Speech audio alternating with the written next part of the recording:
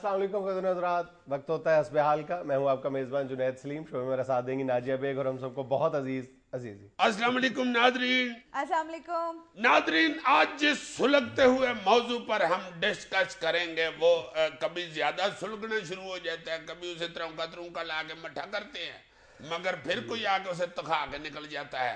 वो सुलग रहा है कई सालों से और मेरा ख्याल है कि उसके बुझने की मुझे तो कोई ऐसी सूरत नजर नहीं आती जिस तरह का लोग उसकी नक्शा कशी कर रहे हैं।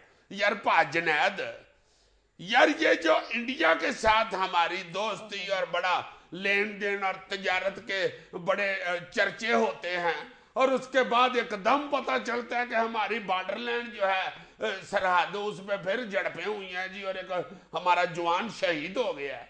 यार ये कौन सी इनके साथ दोस्ती के चक्कर में पड़े हुए हैं? ये कौन सी तजारतें लेकर शुरू हो जाते हैं ये लोग? उसके बाद अगर यही कुछ होना है तो फिर यार किस बात का हमें टाइम जाया करते हैं? अगर तुम्हारी जुबान में मैं इस पर तबसरा करूं तो मेरे मुंह से यही निकल सकता है कि होर चुप हो। यार तुम अच्छे लगे हो वैसे, इस तरह के फिक्रे बोला करो यार। देखो ना यार, हमें हमारी फिर कहना होर चुप हो।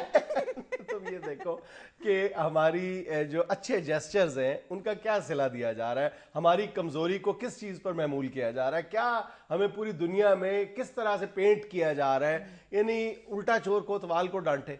अब प्रॉब्लम क्या है इस वक्त, जो हमारा मीडिया भी यकीनन जानिबदार है और होना भी चाहिए, चले एक हद तक, और हिंदुस्तानी मीडिया तो तमाम जो लिमिट्स हैं वो क्रॉस कर रहा है। क्या मीडिया को ये रोल जेब देता है? मेरा ख्याल है कि दोनों तरफ से मीडिया का ये फर्ज बनता है। पाकिस्तान की तरफ से तो कदरे इस तरह के मुतालबात मीडिया की तरफ से सामने आ रहे हैं, मेरा ख्याल है कि हिंदुस्तान को भी इसी अंदाज में रेसिप्रोकेट करना चाहिए कि जी इस तमाम मामला जो कुछ हमारी सरहद पे हो रहा है उसको इन्वेस्टिगेट किया जाना चाहिए, गैर जानिबदाराना अंदाज में इन्वेस्टिगेट किया जाना चाहिए कि कसूर किसका है। और उसके बाद ये जो शोर मचाने वाली है और गर्द उड़ा देने वाला, और आप बिल्कुल इल्जामात की एक बारिश कर देते हैं और दूसरे को आप डिफेंस पे ले जाते हैं और फिर सच सामने आता ही नहीं है कभी।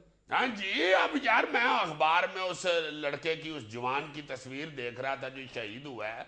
उसकी वालदा तो बब्बर शेरनी कह रही थी कि मैं दूसरा बेटा भी कुर्बान कर दूं अपने वतन के ऊपर से, मगर अपने तो मैं ये सोच रहा था कि ये एक जवान बेटा है एक माँ का, हुआ क्या है, चक्कर क्या है, वजह क्या बड़ी है, कोई लेना देना, कोई ऐसा कोई दुख उधर किसी को पहुंचा है जो उसको सीधा गोली मार दी? यार तुम देखो ना कि अगर दो मुल्कों की लड़ाई हो या मोहल्ले में दो लोगों की लड़ाई हो, दलील से कौन भागता है?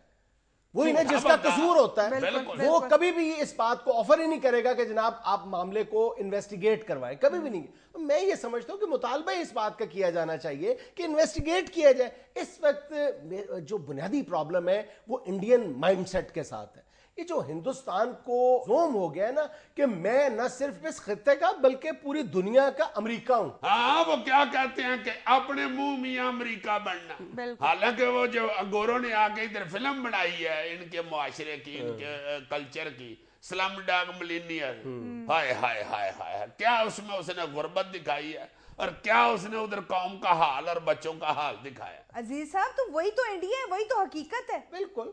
पिछले 2-3-4 दिन की तुम इस खित्ते में जो भी डेवलपमेंट्स हो रही हैं उन पर नजर डालो तो हिंदुस्तान की जो स्ट्रेटेजी है वो भी खुलकर सामने आ जाती है कि पाकिस्तान के जो अंदरूनी हालात है उनसे फायदा उठाकर पाकिस्तान पर मजीद दबाव बढ़ाया जाए।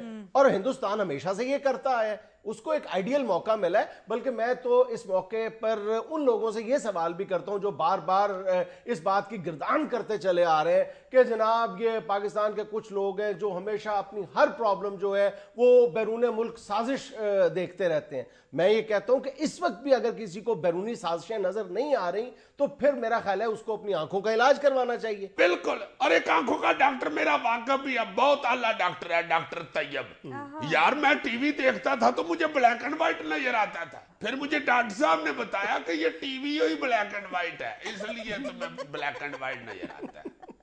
सर آج تو ہندوستانی فوج کے جو چند ذرائع ہیں انہوں نے بھی اپنی حکومت کے بیانات کی تردید کر دی ہے. ہاں وہ جو ایک فوجی کا سر قلم کرنے والی بات ہے وہاں پہ ہندوستانی فوج کی جو ناردرن کمانڈ کے ترجمان ہیں انہوں نے کہا ہے کہ کسی فوجی کا سر قلم نہیں کیا گیا بلکہ ہو سکتا ہے کہ ایک فوجی جو ہے اپنی طبعی موت مرا ہو, بلکہ یہ بھی اس خدشے کا اظہار کیا جا رہا ہے کہ اس نے خودکشی کی ہو. اچھا یہ جو خودکشی والا معاملہ ہے یہ بھی ایک بہت بڑی وجہ ہے کہ اس وقت ہندوستانی فوج کے اندر جو فرسٹریشن کا لیول ہے وہ تاریخ میں اس سے پہلے اتنی فرسٹریشن ہندوستانی رینکس کے اندر کبھی نہیں دیکھی گئی.